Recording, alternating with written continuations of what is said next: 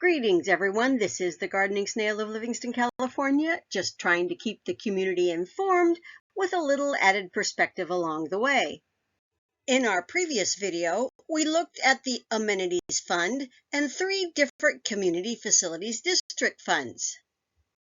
In this video, we will be looking at the Citywide Consolidated Landscape Maintenance Assessment District, Fund number 1211, and the Benefit Assessment District's Fund number 1212. Both of these are funded by property tax assessments. As we move forward, every time you hear the word assessment, think property tax. The Citywide Consolidated Landscape Maintenance Assessment District serves several original landscape districts or zone within the city. Each of the original zones was established as a separate benefit zone before being consolidated into the single district. The maintenance of the improvements provides the following special benefits to the properties within the district, and you can see the list of those benefits below. All parcels that are identified as being within the zone share in both the cost and the benefits of the improvements. Improvements within the district are generally parks, landscaped medians, and parkways. Here is a copy of the map showing the Consolidated Landscape and Streetlight Maintenance Assessment Districts within the City of Livingston. There are currently 26 benefit zones within the district. You'll notice here the names of the zones are broken up into 2 columns, one on the left and another on the right. On the left side are the 12 original zones. No cost of living adjustments are allowed in the 12 original zones, as the assessment rates in these districts may not be increased over last year's rate until approved through a ballot of the property owners. The assessments within the zones on the right were approved through a balloting of the property owners, and assessments can be increased over the previous year's assessment amount. Here is a section from the budget showing the list of developments in the Landscape and Lighting Assessment District and the amount that is expected to be received from each of these developments in fiscal year 2023-2024. How much is expected to be paid in salaries and benefits, and the rest of the expenses expected to be paid out. The Landscape and Lighting Districts Fund ran a surplus in fiscal years 2020-2021 and also in 2021-2022. It was expected to run deficits in fiscal years 2022-2023 and also in 2023-2024. Moving on to the Benefit Assessment Districts Fund 1212. The improvements to be serviced and maintained in each district are public drainage improvements and city streets, including but not limited to personnel, electrical energy costs, a lift station, detention basin, storm drain, pipeline, and all facilities required for operation and maintenance of the above-mentioned improvements. Maintenance, servicing, and operations shall include, but are not limited to, repairing outlets if damaged, cleaning retention basins, and repairing damage related to flooding, together with implementation of and compliance to applicable municipal storm water quality objectives and state and regional water quality regulations. This is a section from the budget which shows a partial list of the developments in the Benefit Assessment District, along with the amounts expected to be collected from each development in fiscal year 2023-2024 highlighted. Here's the rest of the developments in that list, along with the amounts expected to be collected from each development. Along with that, the projected salaries and benefits to be covered by each development is highlighted, along with the rest of the expenses to be paid for by these developments. And here's the map where each of those developments are located. No cost of living adjustments are allowed in the 4 developments shown on the left of this slide, since the assessment rates in these districts may not be increased until approved through a ballot of the property owners. Whereas the developments listed on the right can have their property tax assessments increased on an annual basis. fund was expected to run a deficit in fiscal year 2022-2023, but is expected to run a surplus in fiscal year 2023-2024.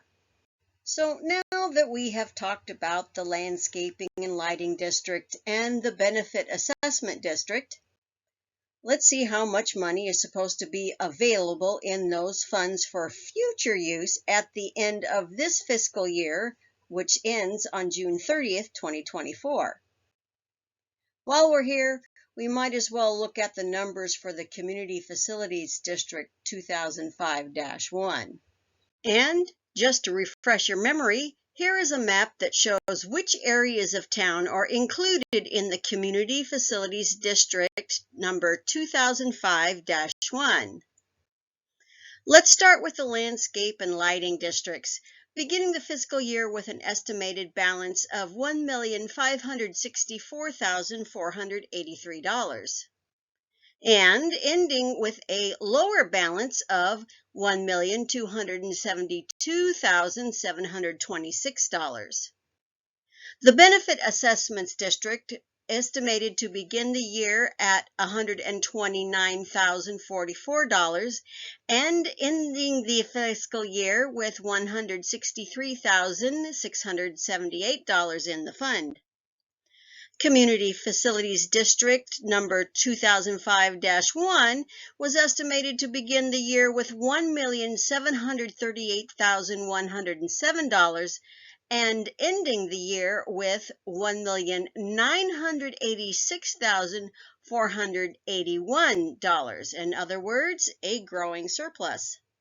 Since we're here already, let's look at the totals for the general fund, beginning the year with $7,586,031 and ending with $5,580,912. Moving on now to how much was actually in the bank at the end of November 2023, according to the Treasurer's report. In the State of California Local Agency Investment Fund, $39,563,032. In F&M Bank, $348,132.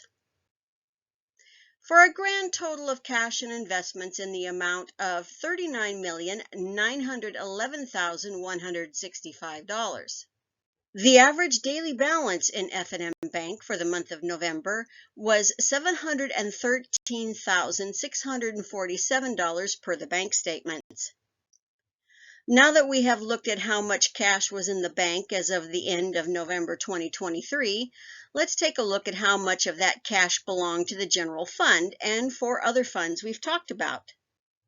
The cash balance for the general fund was stated at $4,108,449. $2 million of which had been transferred from the LAIF to the Water Capital Fund for a well project. And over $1 million was transferred from the LAIF to cover general fund expenses.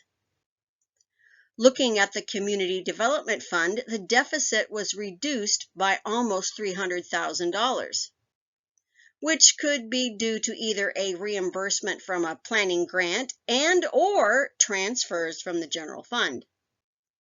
The Recreation Fund shows the erasure of the prior deficit and a positive cash balance. My best guess is it's from a transfer from the general fund. The deficit in the CDBG Program Income Fund is expected to be covered by a reimbursement.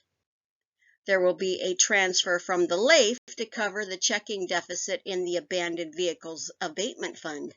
There'll be a transfer from the LAIF to cover the checking deficit in the Measure V 80% Other Transportation Needs Fund. And a reimbursement request will be submitted to the state to cover the small deficit in the General Capital Projects Grant. This is the fund that is tracking the expenses for the future recreation complex.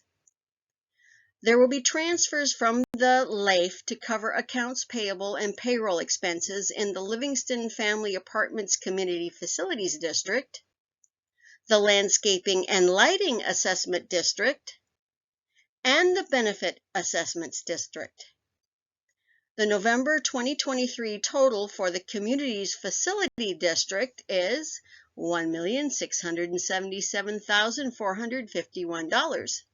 In the TCP Settlement Fund, $3,524,332 after a $2 million transfer for a well project. In the Revenue Stabilization Fund, which is part of the general fund, $1,572,369, also after a $2 million transfer for a well project. And in the Water Capital Fund, $7,516,996 after those transfers. If you like what I do here, please follow me on Facebook and subscribe to my YouTube channel.